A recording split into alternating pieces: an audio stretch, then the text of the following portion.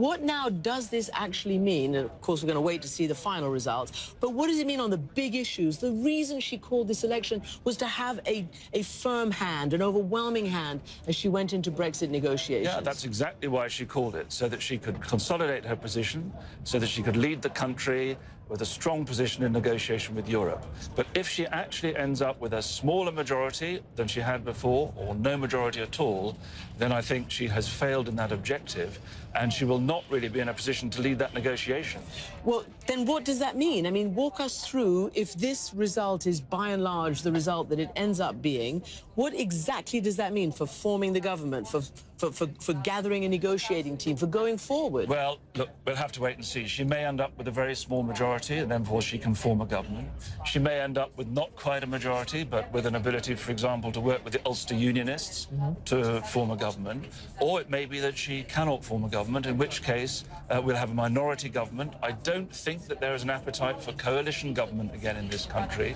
And, of course, what that would mean is probably we'd be heading for another election fairly soon. This is the most consequential departure for this country since World War II. Yeah.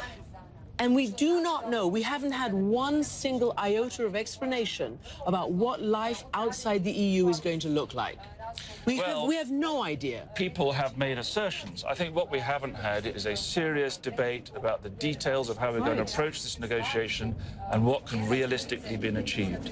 And I think that's part of the problem. So throughout the whole of the campaign, some very simplistic sloganizing was done about a stronger Britain in the world and so forth.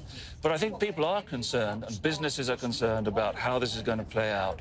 And the trouble is that this election result, if it stands on the basis of this poll, is not going to give us a government with a clear mandate to conduct that negotiation. And if I was in Europe looking at this, I would say, wow, who are we going to be negotiating with? Are they going to be able to come to us with a clear negotiating position?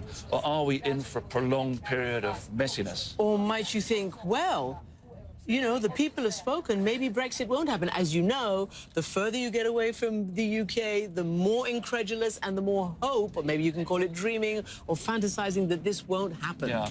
Well, I mean, of course, none of the parties, apart from the Lib Dems and, of course, the Scottish Nationalists, actually, were actually campaigning on a ticket to reverse Brexit or, indeed, to stay, to have a second vote on it.